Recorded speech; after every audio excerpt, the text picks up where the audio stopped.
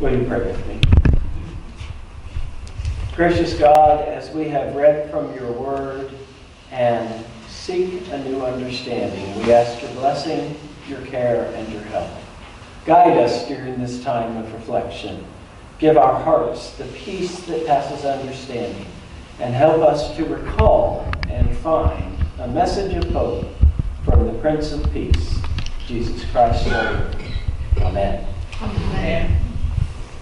So this text from Isaiah that, as Becky told us, is familiar for a couple of reasons.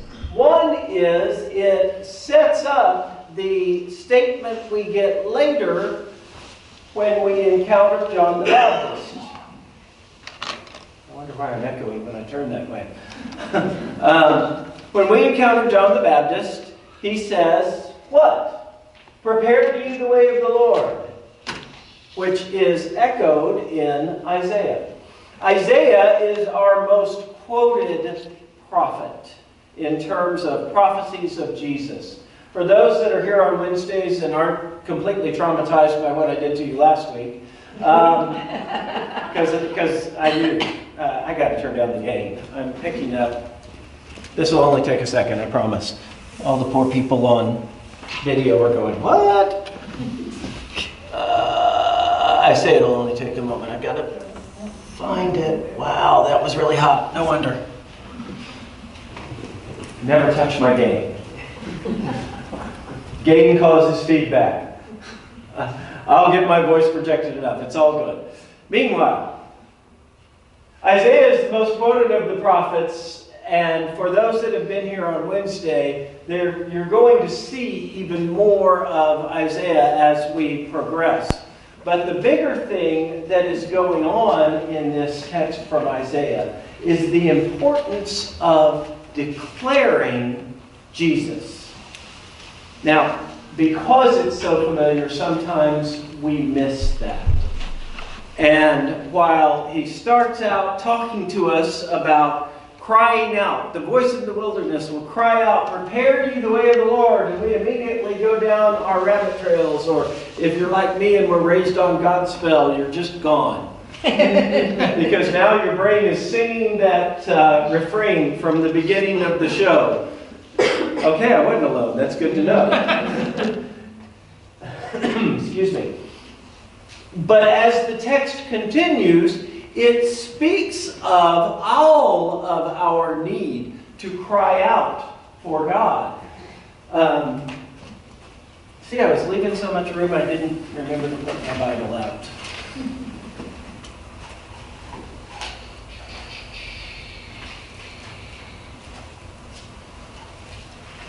Let's go back and visit that again for a moment.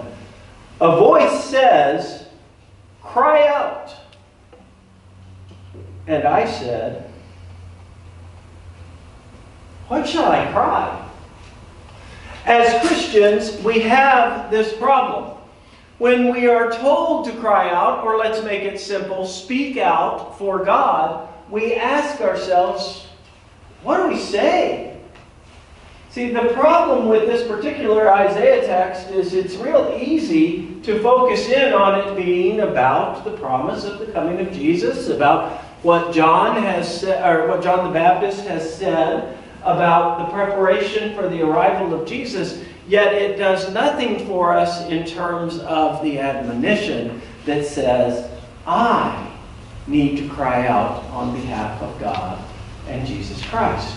Because now he's doing something bad. Look at each other and say, uh-oh, we're in trouble now. Because what he's doing is he's about to tell us that we have to talk about Jesus. And in the words of Scooby-Doo, uh-oh. Because now suddenly he went from a happy little Christmas story to evangelism. Oh, Daddy. I said the E word. And I said it in church.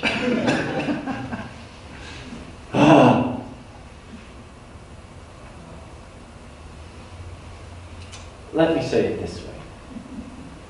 When we talk especially about Christmas and the manger and remembering the gift of Jesus at Christmas time. It is all happiness and joy. We don't even spend a lot of time talking about the hard, bad story, right? Nobody's getting a sword run through them or a spear, right? Nobody's losing their head. That comes later. Ask John. It's all happiness, except for maybe the lodging. It's all good news. And the good news of Jesus Christ should be one that we find really easy to tell and share and invite to. It's fun to invite people to a party. Not as fun to invite people to a funeral, right? Pretty simple. That's why Easter's so good. You know, it's good news on the back end of a funeral, and you get eggs. And Christmas is great news with no major downside, and you get presents. Which says to me, as I read from Isaiah and the prophecies and the promise of what is to come and the gift of the Messiah, the gift of the one that redeems us from sin, that heals us from the infectious disease that is death, is this a good party to invite to? So what should I cry out? How about, why don't you come with me? How about this? I don't know if this has ever happened to you. I know it happens to me. Sometimes Sarah and I will go out and we decide we want to go out to eat and we just pick a place that has a good sounding name or maybe has an interesting decor. And we go into that place and we buy food there. And they bring it to us at the table and they're really nice to us and they serve us and we don't have to clean up after ourselves. It's great. Have you heard of these places? They're awesome. It's called home. No. Not going there. Although I might be. You might have swayed me in one funny phrase back at me. And we have such a good experience that then, when we're doing something with friends, we say, hey, we found this great place that you go in there and they sit you down and they bring you food and they treat you nice and you don't have to lift a finger and they even clean up after you and you don't have to help with the dishes. Want to come with us? And they say yes. And we have a great time. And you have a place that you're more intimidated about inviting your friends that's going to treat them well, greet them with warmth, and tell them a great story of good news for the redemption of each of them and the world. And we get shy about that one. Or we say things to our friends like, you really ought to come to my church someday. It's great there. But how often do you say, I really want you to come with me. I'll come get you. Because if I want to take my friend to my newest restaurant find, what do? I put them in my car. I bring them along. I pay for the parking. Well, if I have to pay for parking. And be honest with yourselves, you all do too. But when it comes to the promise of the Lord, we get all nervous like we're trying to ask them to vote for our cause. No, we're better at asking people to vote with us than we are asking people to come worship God with us. And I don't know if it's because it's like inviting your brand new boyfriend or girlfriend to meet your parents for the first time. What if it sticks? Worse, what if it doesn't? I don't know if it's a function of I'm not sure I want to share my church with these friends of mine because I don't know if I'm going to like the way they interact with the board and the leadership and all that stuff later, and what if we get in a fight about something? I don't know if it's because you've realized that this is a really good, well-kept secret, and this way I get to keep it the way I like it. Uh-oh.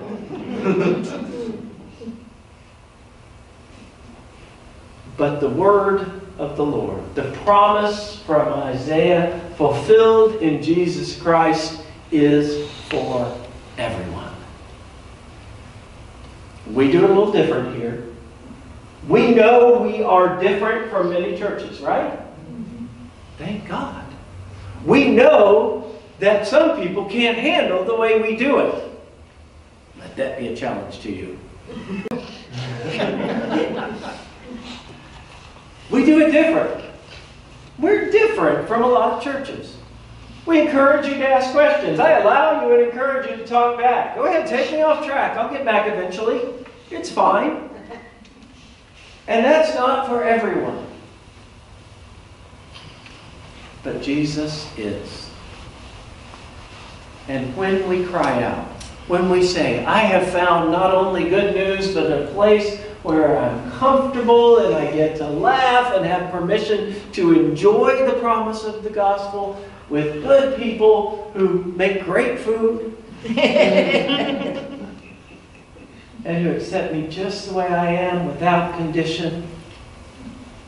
This wasn't in the sermon, but it just came to me because I looked the right direction at the right time. I was speaking with Pastor Salata about how thankful I am regularly that every day this little ministry center that's on the edge of Spring Park in Downers Grove, Illinois, reaches arguably almost every Sunday 5 different ethnic representations in 2 different languages, representing, when you count what's going on at Fe Esperanza, about 12 nationalities, and that's lumping most of you into just American. For 2 relatively small membership organizations, that's pretty good, big news. And sometimes I think we forget to celebrate that. And we forget to say to people that maybe don't look or act exactly the same as us, that, you know what? There's someone a little bit like you in that place. And there's someone that can speak the language of your heart or connect to the basis of your national origin, or maybe just lives in your neighborhood. What shall I cry out? How about the simple, basic, I love you as my friend, enough to bring you to the one who loves all and brings peace to the world? That would be a pretty easy cry out. Thanks be to God. Amen.